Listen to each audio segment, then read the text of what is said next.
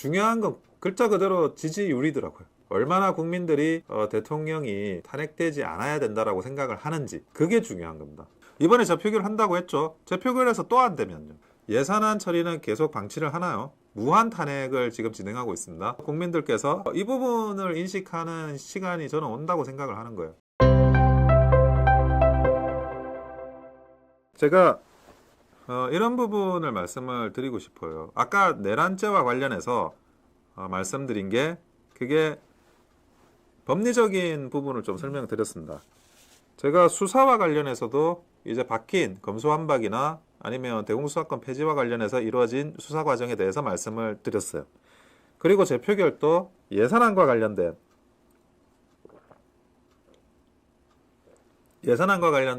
그런 절차적인 부분, 그런 법적 특성들에 대해서 설명을 드렸습니다. 그런데 이런 많은 논의보다 더 중요한 게 뭐냐면, 그 더 중요한 거는 지지율입니다. 그거는 대통령 지지율이고, 대통령 지지에 대한 보수 진영의 지지율이고, 대통령 지지율에 대한 국민의힘 지지자들의 지지율입니다. 저도 과거에 박근혜 대통령 탄핵에 반대하고, 그 탄핵되었음에도 불구하고 새누리당과 자유한국당을 지키면서, 탄핵된 정당을 지키면서 제가 할 수 있는 모든 건 다 했습니다. 제 위치에서. 그런데 저는 그때는 약간 법리적으로 이 탄핵이라는 사안을 접근을 했었어요. 그러나 나중에 보니까 중요한 건 글자 그대로 지지율이더라고요. 얼마나 국민들이 대통령이 탄핵되지 않아야 된다라고 생각을 하는지, 그게 중요한 겁니다. 제가 그 박근혜 대통령 탄핵 때 지지율이 4% 나오는 것까지 봤습니다. 그것도 뭐 그 여론조사가 뭐 좀 문제가 있다 이렇게 이야기하는 분도 물론 계시긴 한데, 더 중요한 거는 어쨌든 4% 지지율이 나왔었다는 거예요.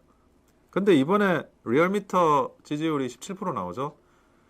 보수 진영에서는 그러니까 보수 진영에서의 지지율은 50% 정도, 그리고 국민의힘 지지자들 중에서는 한 70% 정도 대통령에 대한 지지가 리얼미터에서 나왔다고 합니다. 그러면 대통령에 대한 지지가 한 17% 나오는 거는, 그 정도 나오는 이상 탄핵은 어려워요. 아마 그 중진 의원들은 이런 이야기를 할 거예요. 뭐 이제 하야해야 된다, 뭐 해야 된다, 이런 이야기를 할 텐데, 당장 비상계엄이라는 상황이 터지고 내란죄 문제가 터지고, 그리고 이제 언론에서는 집중적으로 내란죄가 성립할 것 같다, 아니면 하야해야 된다, 미국이 어떤 입장이다, 이런 걸 집중적으로 그 이야기를 하니까 사실은 거기에 휩쓸려가는 면이 있어요. 거기에 그 상황에서 언론이 그렇게 하는데 대통령 임기 채워야 돼, 대통령 지지해야 돼, 이렇게 말할 수 있는 정치인들은 많지 않습니다. 그건 현실 정치가 원래 그래요. 그런데 그거를 뒷받침하는 거는 결국 국민들의 지지도입니다. 국민들의 지지도가 있으면 상황은 얼마든지 저는 반전될 수 있다고 보는 거거든요. 지금 아마 리얼미터나 이번 지지율이 제일 낮은 지지율이 아닐까 싶어요. 이번에 발표된. 그리고 그 다음 주에 발표되는 지지율, 그 다음 주에 발표되는 지지율, 이런 것이 복합적으로 어떻게 돌아가는지 사태 추이를 확인을 해야 거기에 대한 대응을 세울 수가 있는 겁니다. 이번에 재표결 한다고 했죠. 재표결에서 또 안 되면요, 재표결에서 또 안 되면 다시 재재표결에 들어가나요? 그렇게 되는 게 아니라고 아까 말씀을 드렸죠. 예산안 처리는 계속 방치를 하나요? 그것도 할 수 있는 게 아니에요. 그리고 뭐 사방팔방 탄핵을 날리고 있죠. 대통령이 아니면 과반으로도 탄핵을 할 수 있으니 지금 무한 탄핵을 지금 진행하고 있습니다. 그 부분과 관련해서 국민들께서 이 부분을 인식하는 시간이 저는 온다고 생각을 하는 거예요.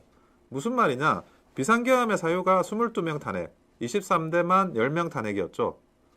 자, 다시 또 탄핵하고 있어요, 민주당이. 이 탄핵에 대해서 그러면 적어도 뭐 비상계엄은 무리였다고 하더라도 그래도 대통령이 가지고 있었던 이 국정에 대한 문제의식 그 자체는 공감을 할 수 있는 그런 시점이 다시 올 수 있다는 겁니다. 그렇기 때문에 이제는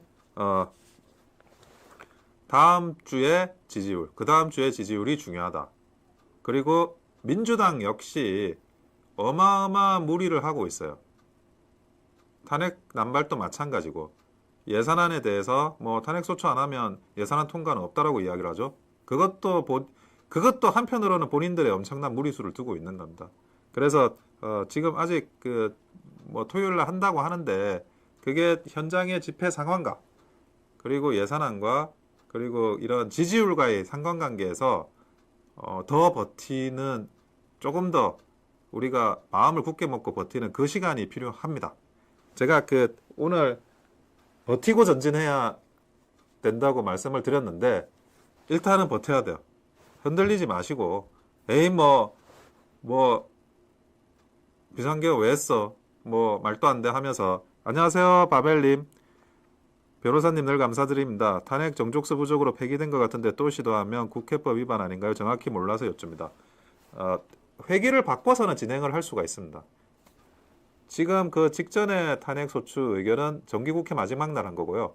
다시 임시회를 열어가지고 이번에 표결을 하겠다는 거니까 국회법 위반은 아닙니다. 예, 그 말씀을 드리고 그래서 일단은 버텨주세요. 이 시간이 굉장히 하루하루가 소중한 시간입니다. 그 말씀을 제가 꼭 드리고 싶습니다.